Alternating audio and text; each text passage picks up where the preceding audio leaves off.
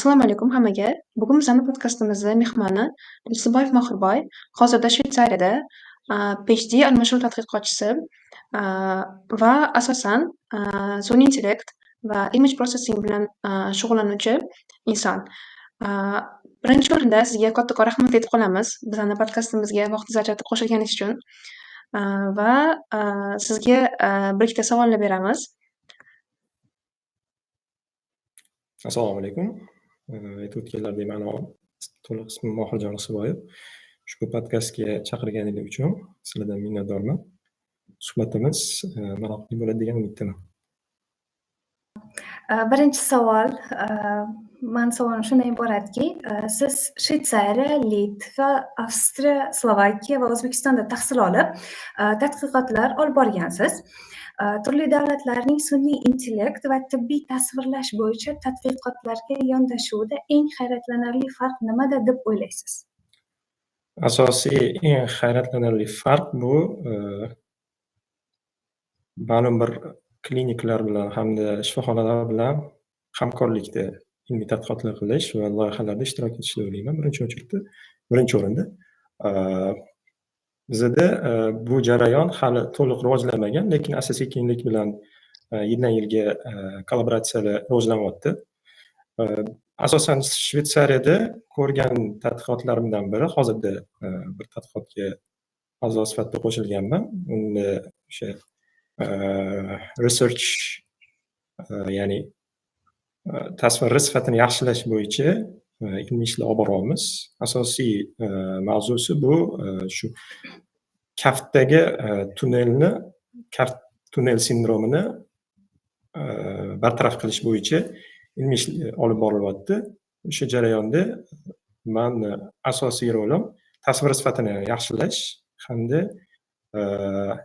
kamchiliklarni bartaraf qilish jarayonlarini amalga oshiryapman. Qiziq tomoni bunda biza kliniklar bilan hamkorlikda ma'lumotlar almashyapmiz, tasvirlarni ulardan to'g'ridan-to'g'ri ma'lumotlarni olyapmiz hamda birga kommunikatsiya, networking jarayonlari har bosqichda bosqichma-bosqich amalga oshirilyapti.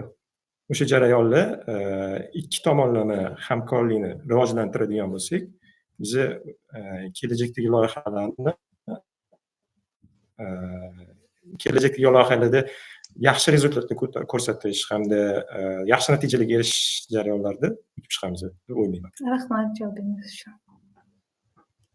Aytib o'tganingizdek, ya'ni o'sha meditsina sohasida qilayotgan ishlaringiz nima deb o'ylaysiz? Hozirgi davrda insonlar shu narsaga tayyormikan? Ya'ni AI omili kirib kelishiga meditsinaga ko'p doktorlar yoki bemorlarning o'zi ham ishonmasligi mumkin AIga yoki AI ya'ni gallyutsinatsiyalar bo'lishi mumkin deb o'ylashligi mumkin.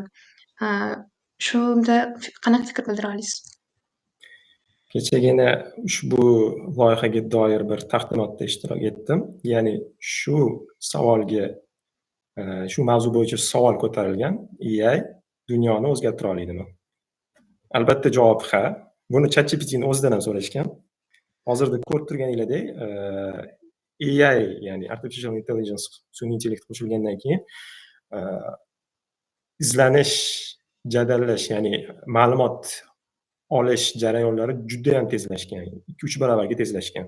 Hattoki O'zbekistonda ham chetdan turib, ya'ni chet tilli Amerika nashrlarini olishingiz mumkin. Ba'zi bir abstraktlar, ya'ni referenslar hamda tadqiqotingiz uchun kerakli bo'ladigan manbalarni AI sun'iy intellekt orqali so'rab olishingiz mumkin. Ya'ni AI bu yerda sizga yordamchi sifatida ishlab keladi. Asosiy bosqichda bu baribir mutaxassis roli 99% ustun hisoblanadi. Hattoki jarrohlik jarayonlarida ham AIdan yordamchi sifatida foydalaniladi. Tasvir sifatini yaxshilash bo'yicha binobarin jarrohlikda amalga oshirilayotgan sun'iy intellekt yordamida robotlarni boshqarish bo'yicha tubdan farqlaydigan bo'lsa, uni negizida, tepasida baribir mutaxassislar turibdi. AI doim yordamchi sifatida bo'lib qolishi mumkin. Endi kelajakka oldindan ko'rolmaymiz, oldindan bashorat qilolmaymiz. Hozirda sun'iy intellekt, bilamizki sun'iy intellekt odam tomonidan ixtiro qilingan va odamga bo'ysunishga majbur deb o'ylayman. Sun'iy intellekt o'zini ichidagi xatolarni или yetishmovchiliklarni o'zini o'zi to'g'rilab, o'zini ustida ishlay oladimi? Shu temaga qanaqa fikrlashingizni bilmoqchi edim. Sun'iy ong, ya'ni sun'iy intellekt, ya'ni o'zini ongini boshqara oladimi demoqchisiz? Bu bosqichda hozir tadqiqotlar davom etyapti. Yaxshi natijalarga erishilingan. Keyinchalik sun'iy ongni, ya'ni sun'iy intellektga erkinlik berish, o'zi ongni boshqarish, ong ostini rivojlantirish jarayonlari tadqiqotda bo'lyapti-yu, lekin bilamizki ma'lum bir chegaralar bor tadqiqotda ham. Ya'ni sun'iy intellektga to'liq boshqaruv muhitini bera olmaymiz. Sababi u bizani ziyonimizga ishlashi ham mumkin-da. Shu omillarni bartaraf qilish uchun xavfsizlik jihatdan hamda inson salomatligiga salbiy ta'sir ko'rsatishni oldini olish maqsadida ma'lum bir baryerlar, ma'lum bir chegaralar qo'yishimiz lozim. Unda ham omilni shu bilamizki, sun'iy intellektni o'qitib so'ng omilni berishimiz mumkin. Ya'ni artificial hisoblanadi bu ham, jarayon ham.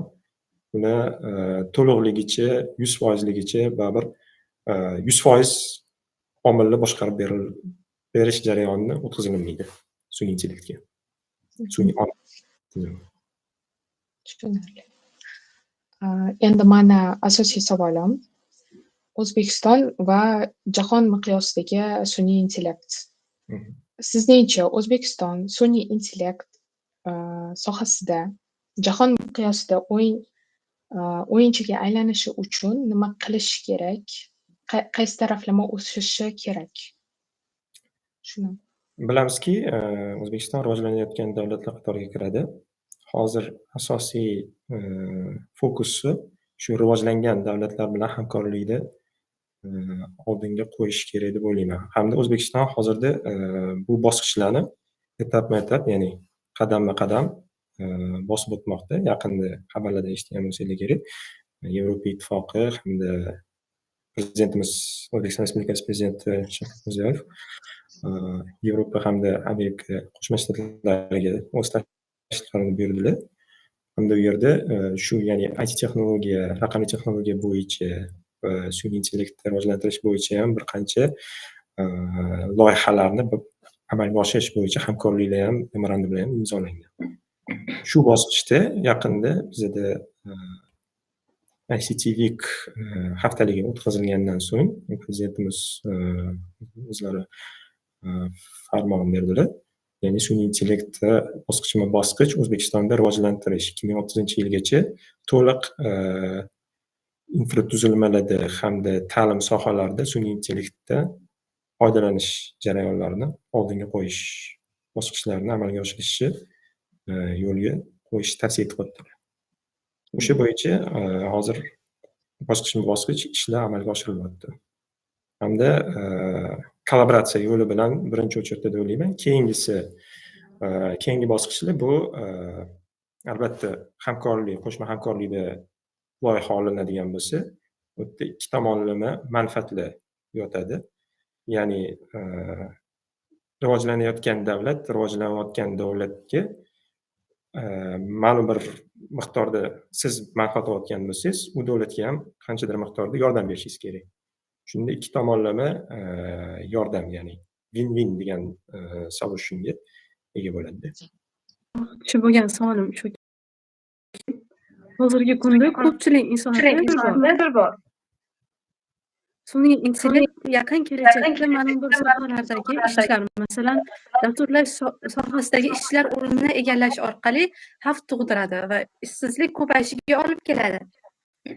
Shu haqida sizni fikrlaringiz qanaqa? Masalan, qanchalik sun'iy intellekt ishsizlikka olib kelishi mumkin? Yo'q, bu savol ko'p bora eshitganman va javobni aniq aytishim mumkin. Dasturchilarga har doim ish topiladi. Ya'ni u xoh hardware bo'yicha ishlasin, xoh software bo'yicha ishlasin, xoh front-end, xoh backend, dasturiy ta'minotlar qaysi tilni bilishidan qat'iy nazar dasturchilarga har doim ish topiladi va sun'iy intellekt buni to'liq bosib olishga menimcha hali ancha bosqichlar bor. Ya'ni aytmoqchimanki, loyihalar ko'p, startaplar ko'p, karvon ko'p, rizq boshqa deydi-yu. Xuddi shu tamoyilga asosan dasturchilar hech qachon ishsiz qolib ketmaydi degan tamoyilni o'zimda saqlab qolganman, uni bemalol ayta olaman. Lekin hozir menda shu savol tug'ildi. Mana darajasiga qarab bo'lishi mumkin. Masalan, endi boshlayotgan developerlar, juniorlarga уже menimcha ularga ishsizlik bo'ladi baribir. Shunaqa emasmi? O'sha developerlar, ya'ni junior yoki middle darajadagi developerlar baribir konkurensiya qilib o'zini ilmini oshiradi-yu, to'g'rimi? Advanced darajaga yetib boradi-yu. Harakat qiladi. Bu yerda ochiq maydonga chiqish jarayoni boshlanadi. Lekin baribir miqdorda baribir sun'iy intellekt sizga dasturingizni skeletini yasab beradi. Uni to'liq boshqaruvni o'z zimmasiga ola olmaydi hamda siz bergan operatsiyani siz odamzod, ya'ni human being bo'lgan odamzod boshqargan narsani sun'iy intellekt xuddi shunday qilib yozib bera olmaydi. Menda savol tug'ilib qoldi. Ya'ni O'zbekistonda sun'iy intellekt yoki o'sha sun'iy intellektda yangi ixtirolar qila oladigan kadrlarni chiqarish uchun aynan nima kuchaytirish kerak deb o'ylaysiz? Misol uchun ta'limmi yoki ko'proq sun'iy intellekt startaplarga investorlar bo'lishi kerakmi? Ya'ni moddiy tomonlama yordam berish kerakmi? Aynan nimani kuchaytirish kerak deb o'ylaysiz shu holatda? Asosan birinchi o'rinda baribir ilm. Sababi moddiy ta'minot ikkinchi darajali bo'lgan sabab ilmsiz baribir hech nima qila olmaysiz. Ya'ni ilmni oddiygina ochiq tarmoqlardan ham olsangiz bo'ladi. Misol uchun programmingni dasturiy ta'minotda oddiy YouTube'dan ham o'rgansangiz bo'ladi. Ya'ni u sizga bog'liq avvalambor. Sizni xohishingizga bog'liq. Ya'ni o'zingizni majburlab biron bir ishni qiladigan bo'lsangiz, xoh u kelajakda yaxshi bo'lsin, xoh yomon bo'lsin, baribir ilm ovoz. U ilmdan hech qachon birovni zarariga ishlamagan deb o'ylayman. Hamda birinchi bo'lib ilm, so'ng ilm olganingizdan keyin uni natijasidan shu moliyaviy manbaga yetish kelib chiqadi. Bizda O'zbekistonda birinchi o'chirda har doim ilm o'rganinglar, o'qinglar deyiladi. Ikkinchi o'chirda sharoitlar yaratib beriladi kutubxonalarda hamda IT maskanlari. Men bilganlarim IT parkda 24/7 misol uchun dasturiy ta'minotda ishlash yoki o'zingizni loyihalaringizni bajarishingiz mumkin. Hamda bir qancha tashkilotlarda internship, ya'ni stajirovka masalalari ko'rib chiqilgan hamda hozirda stajirovka imtihonini talabalarimiz, o'quvchilarimiz o'tamoqda. Agar insonda xohish bo'ladigan bo'lsa, hattoki moliyaviy mablag'ga ham qarab o'tirmaydi. Birinchi o'sha targetini deydi, fokusini ilm olishga qaratadi. Qattan bo'lmasin, bu harakat qiladi. Xoh qiyinchilik bo'lsin, xoh oson yo'l bo'lsin. Bu natijaga erishishga harakat. Bu sun'iy intellekt ma'lumot yig'ishi bo'yicha to'g'ri. Masalan, hozirgi kunda sun'iy intellekt har xil trendga chiqadigan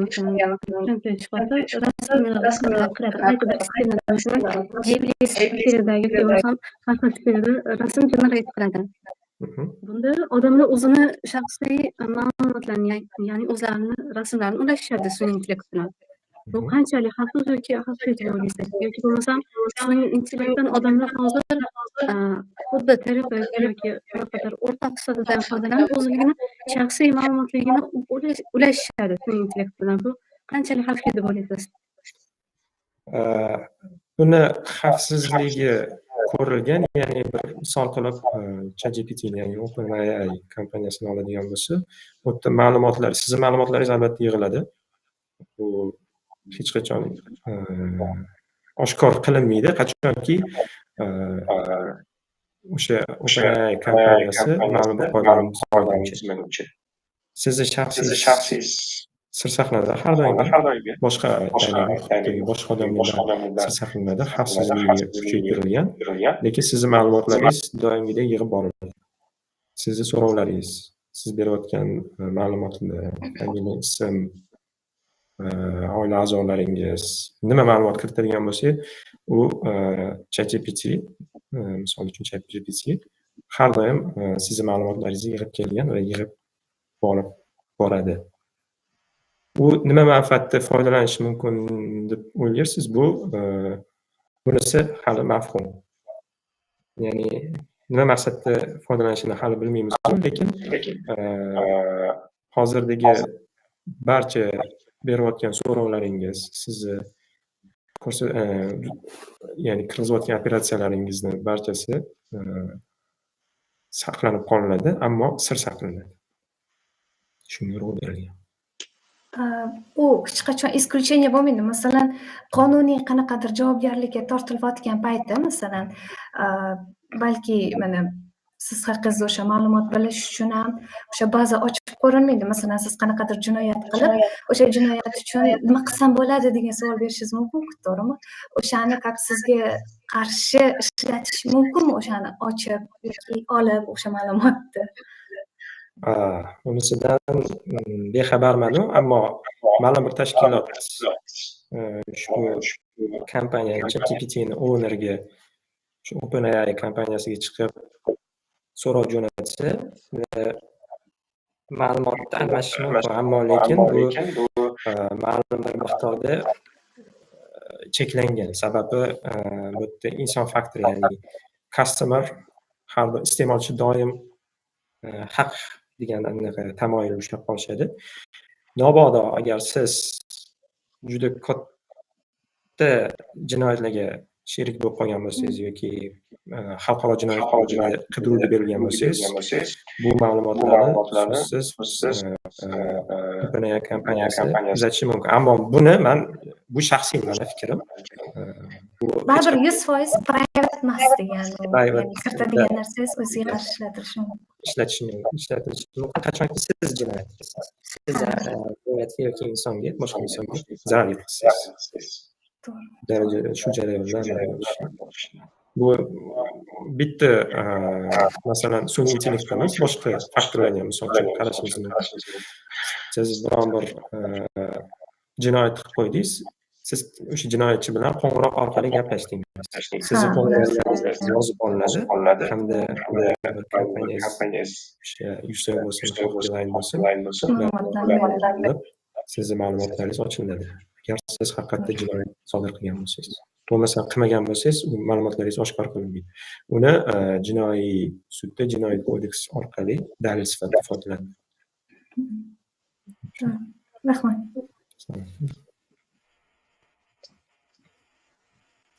Manda sun'iy intellekt xalqi bo'yicha savol tug'ildi.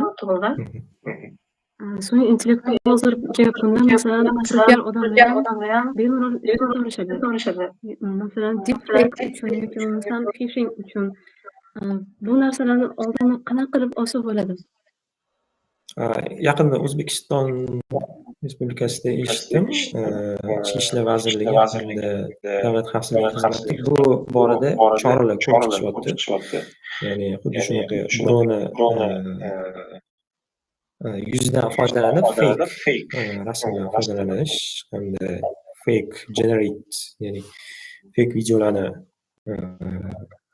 generate qilish, ishlab chiqish, sun'iy ishlab chiqish, shu jarayonlarni kodeksga kiritish hamda jinoiy ishni ochish bo'yicha qonunlarni ko'rib chiqishyapti. Bu hali to'liq yakuniga yetgani yo'q. Xudo xohlasa umid qilamizki, yaqin orada bu borada yengilliklar kutib qolamiz. Albatta sizni shaxsiy rasmiy, sizni shaxsiy ma'lumotlaringiz bu sizni huquqingiz. Doim siz biron bir jarayonda jabrlanuvchi bo'lib qolsangiz, ya'ni shu sizni shaxsiy ma'lumotlaringizdan kimdir foydalanadigan bo'lsa, siz bemalol murojaat qilishingiz mumkin. Hamda hozirda bu qonunlar to'liq hali ya'ni ishlab chiqilmadi-yu, ma'lum bir miqdorlari ishlab chiqilgan. O'sha qonunlar bo'yicha ayblanuvchi javobgarlikka tortiladi. Javobingiz uchun rahmat.